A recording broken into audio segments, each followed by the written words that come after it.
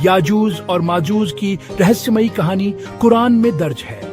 ये सिर्फ किंवदंतियां नहीं बल्कि दुनिया के अंत का संकेत है। सदियों से वे एक मजबूत बैरियर के पीछे बंद हैं, जिसे इंसानियत की रक्षा के लिए बनाया गया था। इतनी बड़ी आबादी कहां छिप सकती है, यहां तक कि आज के एक्सप्लोरेशन के युग में भी। याजूज और माजूज की कहानी हमें याद दिलाती है दुनिया में ऐसे रहस्य हैं जिन्हें हमें अभी उजागर करना बाकी है। दीवार की कहानी धुलकरनैन से शुरू होती है, एक न्यायप्रिय शासक जिसे अल्लाह ने शक्ति प्रदान की थी। उसने दुनिया की यात्रा की और ऐसे लोगों को पाया जो याजूज और माजूज से टॉर्मेंटेड थे। उन्होंने सुरक्षा की भीख मांगी। उसने पेमेंट से इनकार कर दिया, केवल उनकी मदद मांगी। साथ मिलकर उन्होंने दो पहाड़ों के बीच लोहे की एक बैरियर बनाई। धुलकरनैन ने लोहे के ब्लॉक्स को ऊंचा स्टैकिंग का आदेश दिया, फिर उन्हें आग लगा दी। उसने लोहे पर पिघला हुआ तांबा डाला, उसे एक इम्पेनिट्रेबल दीवार में सील कर दिया।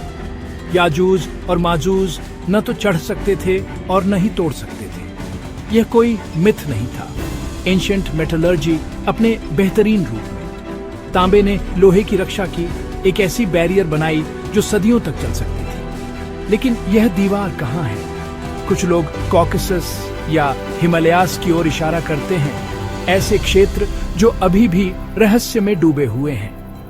कुरान का विवरण खोए हुए ज्ञान और छिपे हुए इतिहास का संकेत देता है।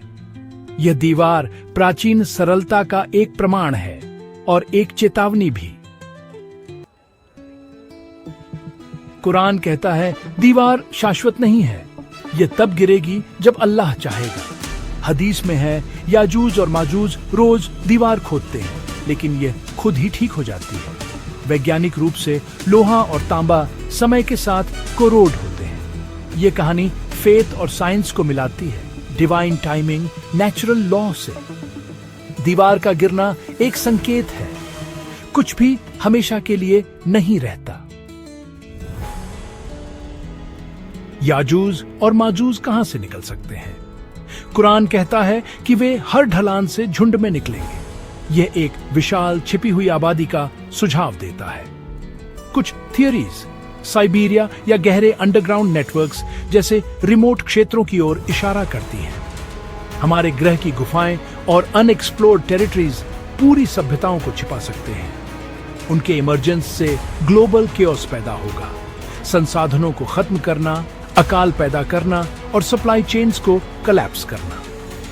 हदीस उनका वर्णन करती है कि वे पूरी झीलों को सूखा देते हैं, उनकी ओवरवेलमिंग नंबर्स का प्रतीक। कल्पना कीजिए कि अरबों लोग अचानक प्रकट होते हैं, अपने रास्ते में सब कुछ कंज्यूम करते हैं। दुनिया को मास माइग्रेशन, कॉन्फ्लिक्ट और इकोलॉजिकल डिजास्टर का सामना करना पड़ेगा।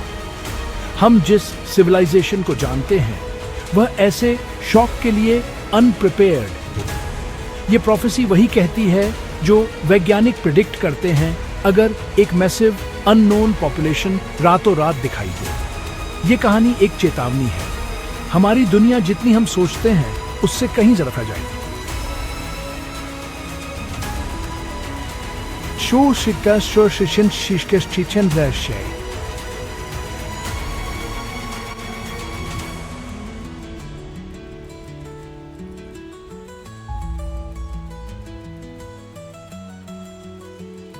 इमेजिनेबल के लिए तैयार है?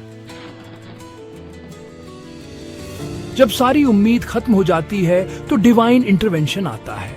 पैगंबर ईसा अपनी वापसी पर बिलीवर्स को प्रार्थना में नेतृत्व करते हैं। अल्लाह एक छोटा सा प्राणी भेजता है, एक कीड़ा या कीट जो याजूज और माजूज को रातों रात खत्म कर देता है।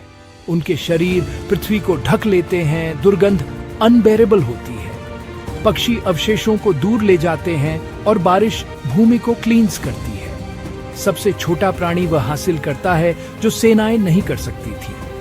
प्रतीकात्मक रूप से यह एक वायरस या बैक्टीरियम हो सकता है। डिवाइन इंटरवेंशन का साइंस का वर्जन। एक आइसोलेटेड पॉपुलेशन नए माइक्रोब्स के संपर्क में आकर एक रात में खत्म हो सकती है। फेथ और साइंस कन्वर्ज होते हैं, परिणाम वही होता है।